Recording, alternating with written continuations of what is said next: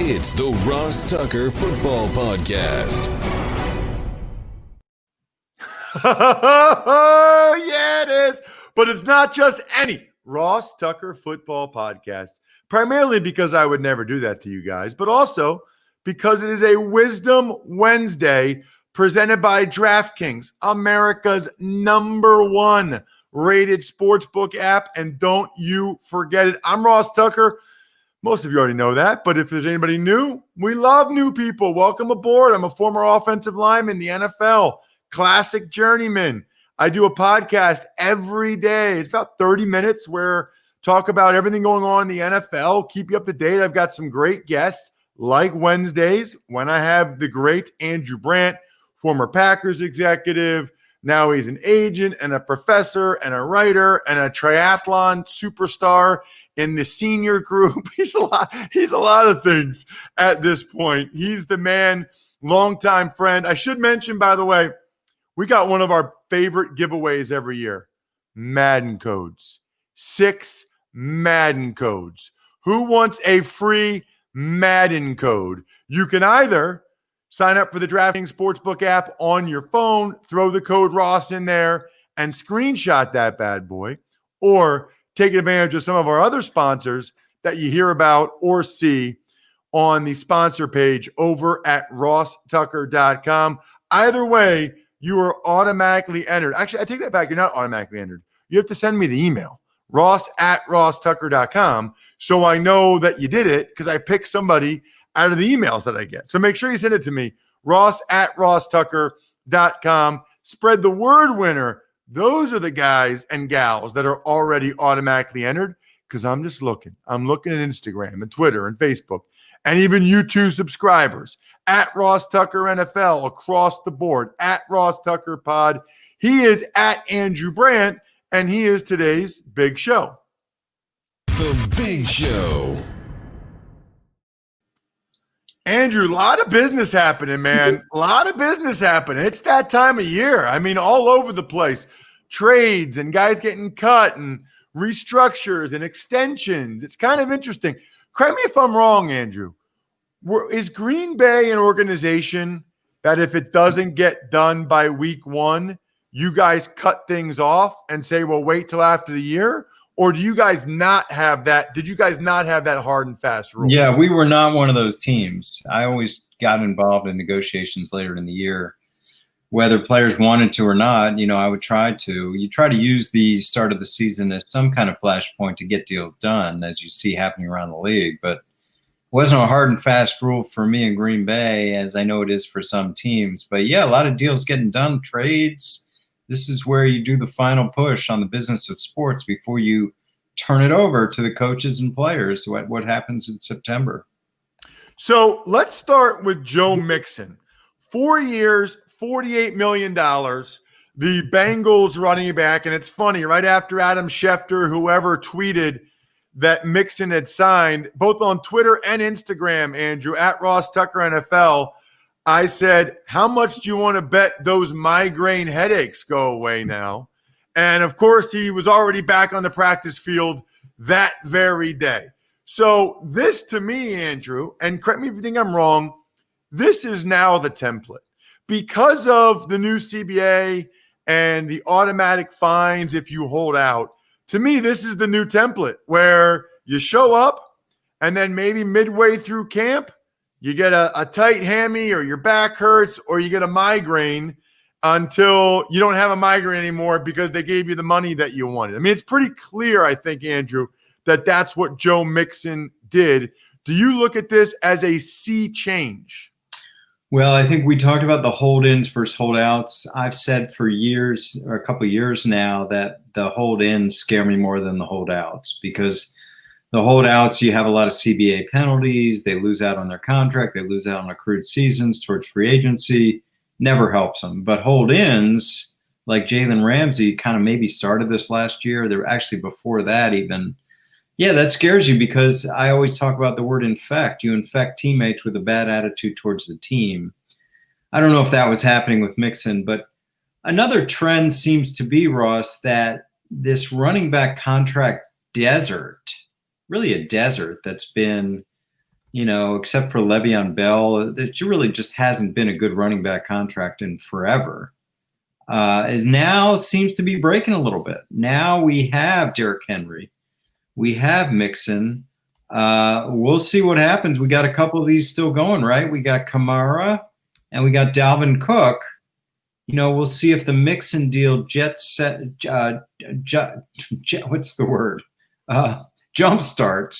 renegotiations on Cook or Kamara, because we have a template now.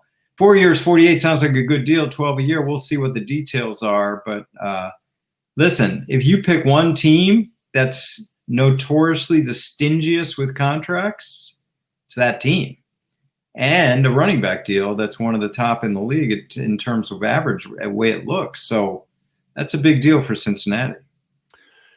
Yeah, you mentioned Alvin Kamara. We got to talk about that from two standpoints, Andrew. Number one, he's been away from the team for 4 or 5 days, and it's an unexcused absence, and it's believed to be contract related. So he's not sort of feigning injury. He's staying away from the team. And I wonder, forget even Kamara, but any of these guys, is there recourse for the team? How do you say that Joe Mixon's lying about his migraines? Or, for example, Alvin Kamara, nothing's wrong with his hamstring. I mean, it becomes a much tougher argument, I think, for the teams. Yeah, these are things you're bringing up that people don't know, and every team deals with it at some level. No one, I've always said this, there's no kumbaya on 53 or 60 or 70 players in a locker room every year, every week, every day. There's always issues, and then the contract issues are now taking a turn where you try to express some disobedience to get a reaction from the front office. I don't know what to say, Ross, in terms of how to handle it, other than how important it is for agent relations here. I say this all the time. People say, oh, agents, they're sleazy, whatever. The teams have to have good relations with the agents, almost to the point where they have to know that, if they're drafting a player that may be a problem down the road, they get along with the agent, So the first call is always the agent, whatever, Kamara, whoever, what's going on? How can we deal with it? How can we get on the same page? What's your end game here? And, we'll see. These things tend to have compromises, not even like Joe Mixon, where you don't tear up the contract, but you don't do nothing. And the compromise I've just talked to you about before is maybe some increase in salary, increase in guarantees, some workout bonuses, some incentive clauses. Those are usually ways to bridge the gap. I feel like with Mixon doing this, I don't know how Cook or Kamara play a game this year until they get that. Now, the question is, are they okay with $12 million a year and that structure, or do they think they should get what McCaffrey got? I think if they are okay with $12 million, then maybe they'll end up getting those similar kind of deals. I don't think they're going to get what McCaffrey did. Yeah, I have to see the numbers. I mean, as I remember, Derrick Henry was 4 years, 50, and 25 over 2, which is the real deal. 25 over 2. So if Mixon's 24 over 2, that's a good deal, and that's a deal that those guys will slot into. But if this is a backloaded deal and it's 20 over 2, we'll see. But you're right. And here's the deal that I tweeted out yesterday about this, where, these young running backs get it, like go get it, because if you wait, the phrase we're going to hear. We heard about Derrick Henry before he got his deal. Tread on the tire. The only position in football you hear about that. Tread on the tire. So say these guys don't do a deal, get whatever, 300 carries this year, then we're hearing about tread on the tire for next year. So absolutely, they should get that second deal right now. So let's get into another thing that I don't know that I ever remember seeing, Andrew. And these are just reports so far, but there are reports that Jason Peters of the Philadelphia Eagles, the team wants to move him back out to left tackle after the Andre Dillard injury. Reportedly, Peters has said to them, I'm not moving back out to left tackle unless I get more money. I'm not sure I ever remember a guy who was under contract who said he wouldn't play another position unless he got more money. Yeah, some personal insight here, Ross. 2009, I left the Packers. I didn't want to get back to a team, but Joe Banner and Andy Reid needed some help with contracts. I moved to Philly. They brought me in. And lo and behold, I'm doing Jason Peters' contract, the biggest contract ever for an offensive lineman, when we traded for him, when I was helping the Eagles. Now, 11 years later, he hits the market. And here's the deal. I understand from his agent's point of view, he's signed to be whatever, a backup guard. And now he's a starting left tackle. And I get it. But here's what the Eagles know, that he was out there for 3 months, Ross, and not an offer. And to play left tackle, right tackle, left guard, right guard, not an offer.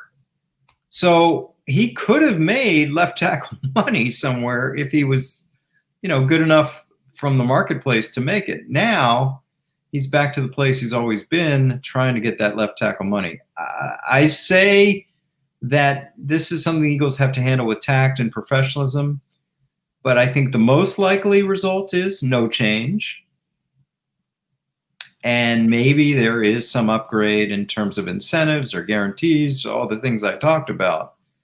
But I think the Eagles are going to hold their ground here because life is about options. What's the option? He's going to go back on the free agent market where no one was interested.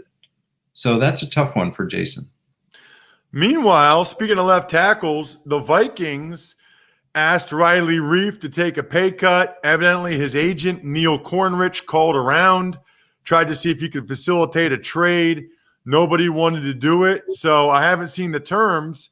He evidently had an emotional goodbye, told his teammates they're going to be cut, and yet he agreed to a restructured contract. I'm curious how often you did that during training camp. It's one thing to try to give a guy an extension and try to get a guy signed long-term. It's another thing to tell a guy, hey, during training camp, while he's out there, we need you to take less. Yeah, I wonder how much this is related to Nguke coming there in terms of needing the money, but you're right. My experience is if you're going to ask a player for a pay cut, you better be prepared to cut him. And it seems like some of that was going on in Minnesota. But instead of cutting him, he comes back, I guess, with his hat between with his hat behind his back saying, I need it. I'll take it. And Neil Cornrich is a longtime agent. Way back in the day, I recruited against him in the 90s. So he knows what he's doing. And, he basically probably looked around the marketplace, says, here's what we can get. And maybe came to the Vikings, said, here's what I can get. Can you do this? And they did. So restructured is a nice euphemism here for reduced. But he stays, and I guess all those goodbyes are premature. You mentioned Yannick Ngakoue, the newest Minnesota Viking. What a couple of days for the Jacksonville Jaguars. Yeah. I mean, Andrew, they trade Ngakoue to the Vikings for a 2 and a 5 that can move up. Ngakoue voluntarily agrees to go to Minnesota for $12 million when he was going to make $17.8 million in Jacksonville this year under the franchise tag. Andrew, I've never seen it before. I can't believe it. Everyone in life can make their own decisions, but who is his agent? What is he thinking? I cannot believe a guy is actually doing this. He's changed agents, and he's just doing everything he possibly can to get out of there.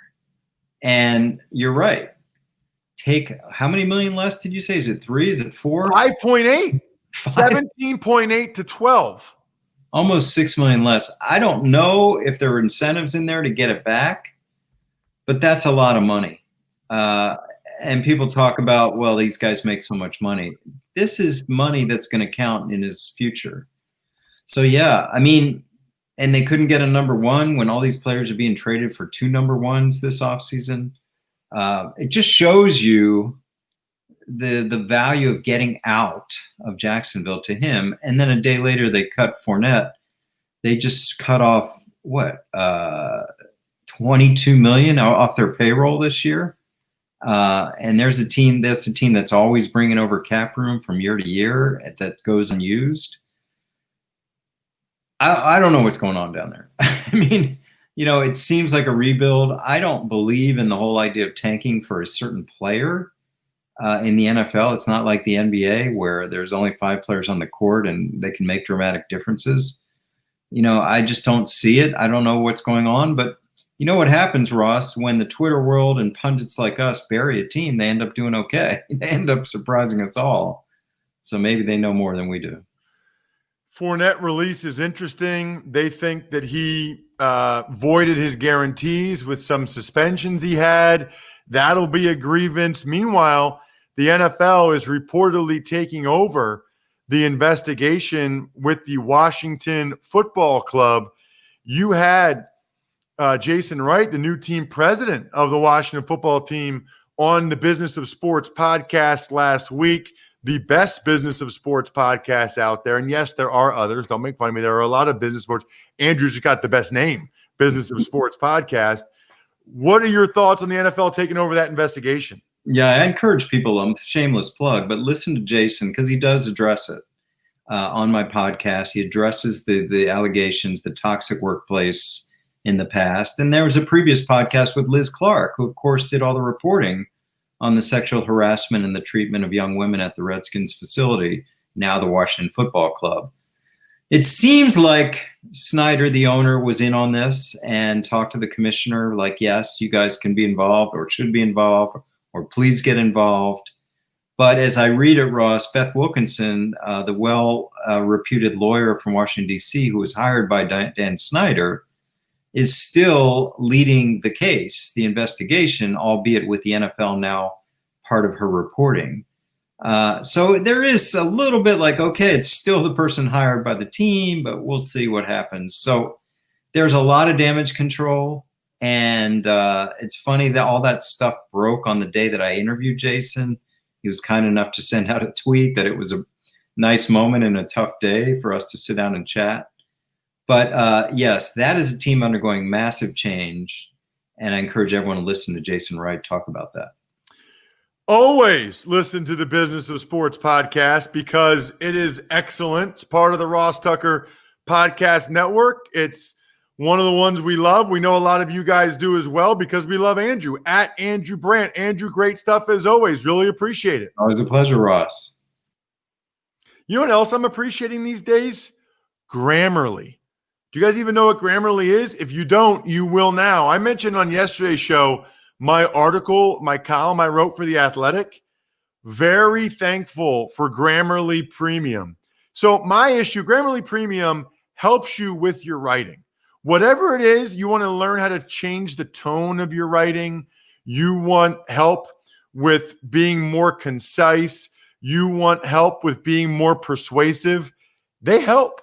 My big thing is concise. My big thing is brevity. I tend to get a little bit wordy. So they've got clarity suggestions. They've got vocabulary suggestions. For me, it makes the sentences clear, concise, and crisp. And I wonder if the editor at The Athletic has noticed it yet, because it's been helpful for me. You can get 20% off Grammarly Premium when you sign up at Grammarly.com/Tucker. That's 20% off Grammarly Premium at Grammarly.com/Tucker. GRAMMARLY.com/Tucker. So grammar with the Lee at the end. Grammarly.com/Tucker. Tuck's Takes. Good morning, Ross. Well, some Jets linebacker news. We'll start off with that. Patrick Owasso out at least 4 to 5 weeks with an injury. Avery Williamson restructured his contract as well. It's interesting. I wonder if those were like related. I almost wonder if the Jets were going to cut Avery Williamson because to save money because they have Owasso, but then Owasso got hurt and they're like, oh no, we need Williamson. Let's see if he'll take a pay cut to stay. I don't know that. That is rampant speculation by me, and I will admit that fully. But just something that came across my mind when I saw that. Tuck's Takes. Chicago Bears head coach Matt Nagy said that he is going to name a starting quarterback by Wednesday of next week. So, this is kind of a piggyback off of when we had talked earlier about Nagy saying he wouldn't name a starter until the game, until the first game against Detroit. What he's basically saying now is he'll name it next week. What he wants to do is he wants the Detroit Lions defensive coaches, their coordinator, Corey Undlin, who came over from Philadelphia, he wants them to have to prepare for both because Foles is not as athletic as Trubisky. So when you're putting in the game plan, you really have to account for both. They're different players. Now, he doesn't really need to say who it is until Wednesday, right? But by Wednesday, you want to get that guy all the reps Wednesday, Thursday, Friday of practice. And so it would get out. Like some guy would tell their agent, and then their agent would tell the media, and it would leak out. So it would get out anyway. So I think Nagy's playing it exactly right. Name it on Wednesday. Tuck's Takes. A couple of things you and Andrew already discussed, but let's get your thoughts. Joe Mixon signed his 4-year extension with the Bengals, and Riley Reif restructured his deal to stay in Minnesota. So I've been consistent on this for years. I am always happy for any player that's performed at a high level and gets life-altering money like Joe Mixon just did. Very, very happy for him. That said, I think we could have a reasonable debate as to the ethics of feigning injury to kind of have a hold in, as Andrew and I talked about. Question, Brian, do you have an issue with it? Like, how would you feel? How do you feel about guys saying, I have a migraine headache when they really just want to get a contract? As you always say, hey, if you can go ahead and if you've got the power and it's going to work, then for the player, your lifespan as a player is very short. Get it while you can. So it would not be easy for me to do. It's just hard. Being dishonest does not come naturally for me, right? Nor should it. It would be hard for me to do. But knowing what I know now, knowing what the business is like, I think I could do it.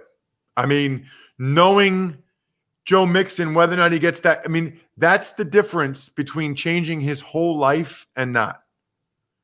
And the team will use whatever leverage believe me, the team will use whatever leverage they have to do what's best for them. So you use whatever leverage you have to do what's best for you. Because guess what? Look what the Vikings are doing. Hey, Riley Reif, we know you've played well. We still want you to be our left tackle, but you got to take less right now or we're cutting you. That works both ways. So I'm glad both those guys were in the same Tuck's take. Oh, one more thing I wanted to mention, Bri. 10 positive COVID cases over the last week. 4 of which were players. So if you remember the week before, they had 0. So hopefully they lock things up. Lock it up. What movie? No, you lock it up. What movie, Bri? I don't know. I should know, right? Okay, it would be Vince Vaughn and Owen Wilson. Lock it up. No, you lock it up. You lock it up. Lock it up. No, you lock it up. Wedding Singers? Not Wedding Singers. Wedding Crashers. Wedding Singers. Oh my God! Is it Wedding Singer or Wedding Crashers? It's Wedding Crashers, 2005. It is Wedding Crashers. Yes. Anyway, NFL needs to lock it up. Lock it up so that you don't get any more positives over the next couple weeks. Speaking of locking it up, I don't know if I've ever seen this before. At DraftKings right now, I told you about the last couple of days, you can lock up a winning bet right now. They got to have a maximum. They're giving you the Chiefs plus 101 against Houston next week, plus 101 points. There's got to be a limit, but whatever the limit is, bet it. It's a free win. It's a free win. Whatever you bet, go to DraftKings Sportsbook app, throw in the code Ross to get the deposit bonus, and then go ahead and get the no-brainer bet. And then even if it's not legal in your state, they've got the free survivor pool. This is what I love about DraftKings. They know it's not legal in a lot of states yet. So they give you the free survivor pool where you don't have to put any money down, but you can still win your share up to $100 million in giveaways. Awesome. Absolutely awesome. Download the top-rated DraftKings Sportsbook app now, not later, now, and use promo code Ross to take advantage of this no-brainer of an offer. That's promo code Ross to get in on all of the action.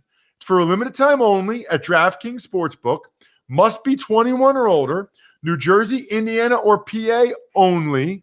Bonus comprised of a first deposit bonus and a first bet match, each up to $500.